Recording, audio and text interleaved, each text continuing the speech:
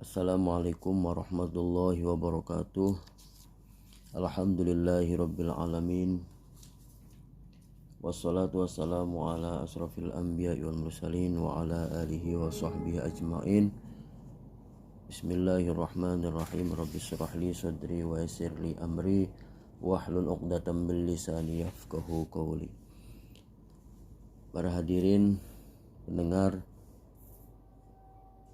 para santri, para siswa yang sedang mempelajari ilmu tajwid yang saya hormati dan mudah-mudahan dimuliakan oleh Allah Subhanahu wa taala.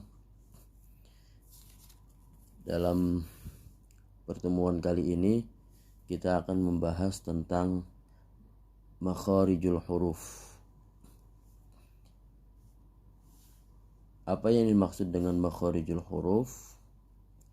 Makharijul huruf adalah tempat keluarnya huruf dari mulut atau tenggorokan pada waktu huruf tersebut dibunyikan. Jadi setiap huruf itu mempunyai tempat keluarnya masing-masing atau disebut dengan makhraj. Saya contohkan huruf H. Huruf H itu huruf halqu atau huruf halqi atau huruf halak yang biasa disebut. Ketika menyebutkan huruf H, itu posisi suara itu ada di tenggorokan. H. Dan tekanannya itu lebih kepada tempatnya itu tenggorokan. Maka dari itu H itu disebut dengan atau makhrajnya adalah makhraj halqi atau huruf halaq. Coba kamu sebutkan, misalkan nyebutkan huruf H tapi tenggorokannya diam saja. Susah kan? Ya. Nyebutin huruf H, otomatis yang bergerak adalah tenggorokan. Yang muncul adalah suara dari tenggorokan. Begitu juga dengan huruf-huruf yang lain yang nanti akan kita jelaskan pada materi kali ini. Kemudian pembagian makharijul huruf. Jumlah makharijul huruf itu ada berapa sih? Menurut Syekh Khalil bin Ahmad dan Al-Imam Ibnu Al-Jazari, makharijul huruf itu berjumlah 17 dan terbagi dalam 5 tempat pengucapan.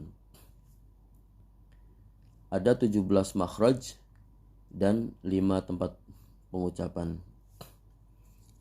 Apa saja ya? Yang pertama adalah al-jauf. Al-jauf atau artinya itu rongga mulut, atau kita sebut dengan makhraj yang pertama.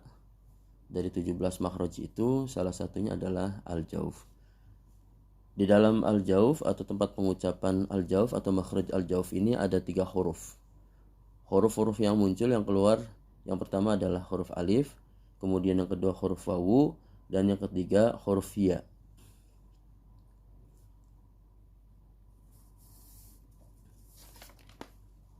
Kemudian tempat pengucapan yang kedua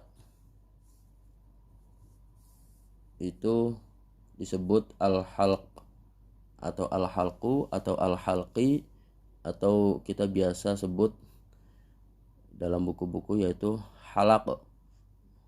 Kamu pernah mendengar huruf halaq, berarti huruf tersebut itu keluar dari tenggorokan.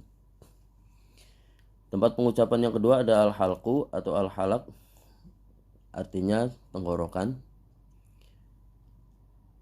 Di dalam pengucapan al-halqu ini ada 3 makhraj. Makhraj yang pertama itu disebut pangkal tenggorokan, atau bahasa Arabnya itu aqsal halqi. Di dalam makhraj pangkal tenggorokan ini atau aqsal halqi ini keluar 2 huruf, yaitu huruf hamzah dan huruf h, atau kita baca a dan h. Kemudian makhraj yang kedua disebut pertengahan tenggorokan, atau bahasa Arabnya itu wastul halqi. Di dalam makhraj pertengahan tenggorokan ini muncul dua huruf, yaitu huruf H dan yang kedua huruf Ain. Kemudian makhraj yang ketiga dari al-halqi ini disebut ujung tenggorokan atau adnal halqi. Di dalam makhraj ujung tenggorokan ini ada dua huruf yang keluar. Huruf yang pertama yaitu huruf ghain, kemudian yang kedua huruf kha, atau kita baca gha dan kha. Karena berada di ujung tenggorokan ini, pertemuan antara kerongkongan dengan tenggorokan ya, kemudian nanti akan bertemunya dengan mulut, maka di situ ada saluran pernafasan dan saluran makan, sehingga ketika dibunyikan huruf tersebut itu ngorok. Tapi untuk huruf kha itu jauh lebih ke atas ya, lebih ke ujung lagi, dan ghain ini lebih ke dalam. Makanya ini bacaannya ngorok huruf kha ini, dan ghain juga ngorok, tapi khusus untuk huruf ghain itu ngoroknya itu jangan sama seperti ngoroknya kha. Kha, gha ya, cukup bergetar sedikit saja. Kemudian tempat pengucapan yang ketiga, disebut asy-syafatain. Bahasa Arabnya itu asy-syafatain, kemudian artinya dua bibir. Di dalam pengucapan asy-syafatain ini ada dua makhraj. Yang pertama dua bibir atau bahasa Arabnya asy-syafatain. Di dalam makhraj dua bibir ini atau asy-syafatain ini keluar huruf ba dan huruf mim, atau dibacanya ma, ba, ma.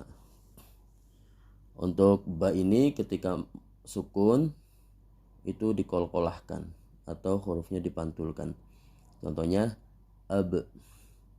Dan untuk mim ini tidak dipantulkan karena bukan huruf kolkolah. Ketika sukun itu bacaannya izhar, am. Kedua mulut tertutup rapat. Kemudian makhraj yang kedua yaitu antara rongga bibir, atau bahasa Arabnya itu bainas syafatain. Bainas syafatain ini makhraj antara rongga bibir ini keluar dua huruf. Yang pertama adalah huruf fa dan yang kedua adalah huruf wawu, atau kita baca fa. Membaca fa itu harus ada hembusan angin yang keluar dari dalam mulut itu ya. Kemudian membaca wawu itu kita baca wa ya. Jadi makhraj asy-syafatain ini ketika membaca huruf-huruf tersebut, baik itu huruf ba, mim, fa, wawu, itu pasti bibirnya bergerak ya. Bibirnya bergerak, tidak diam saja. Coba kalau misalkan kamu membaca huruf ba dan mim, bibirnya diam saja, kesulitan kan dalam mengucapkannya ya. Maka dari itu ba, mim, fa, wawu ini disebut dengan asy-syafatain. Pengucapannya di bibir ya. Artinya dua bibir ya.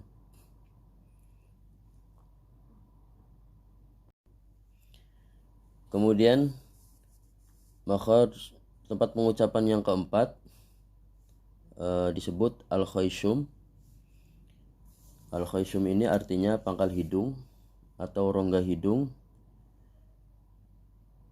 Di dalam pengucapan al-khayshum ini atau makhraj al-khayshum ini keluar darinya nun dan mim yang bertasydid ya. Kemudian nun mati yang dibaca idgham bi gunnah, kemudian dibaca iqlab dan dibaca ikhfa ya.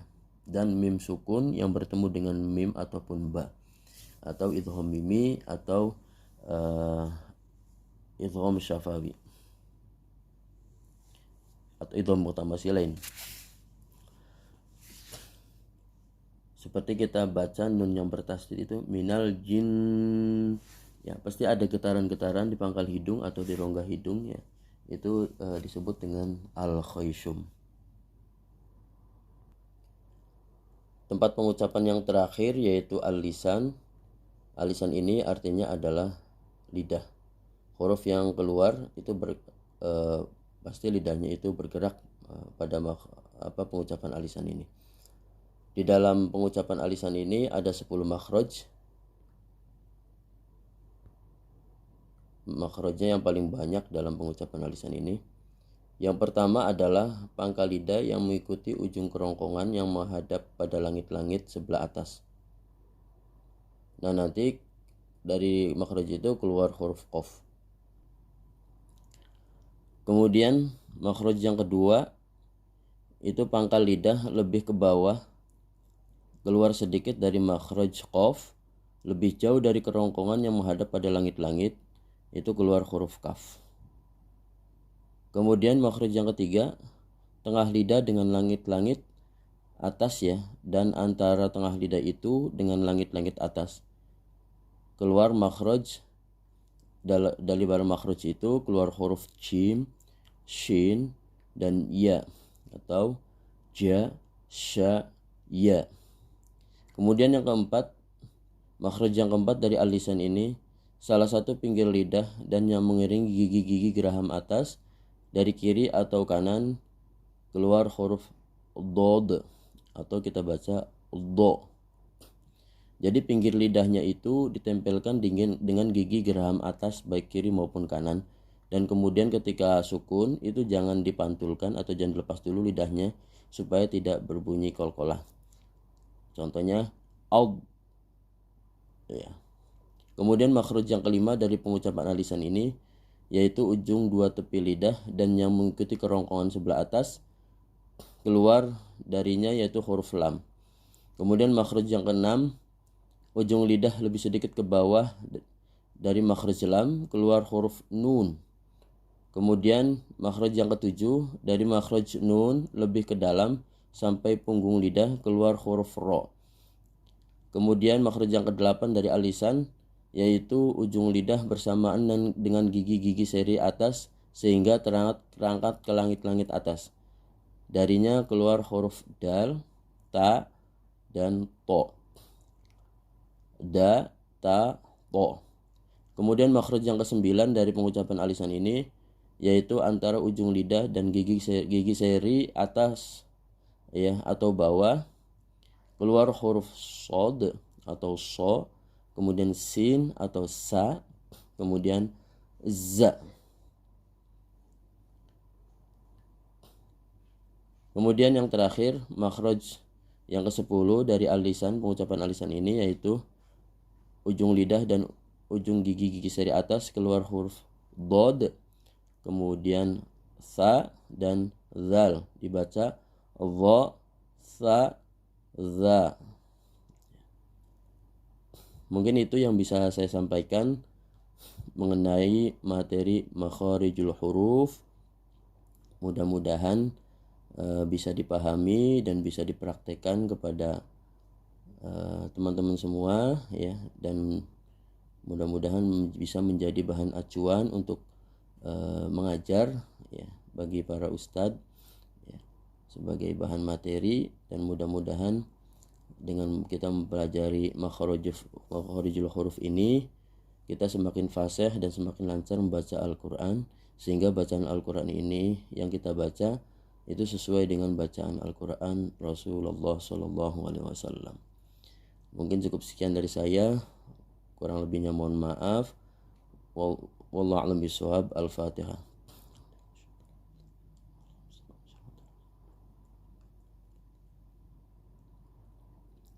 Wassalamualaikum warahmatullahi wabarakatuh.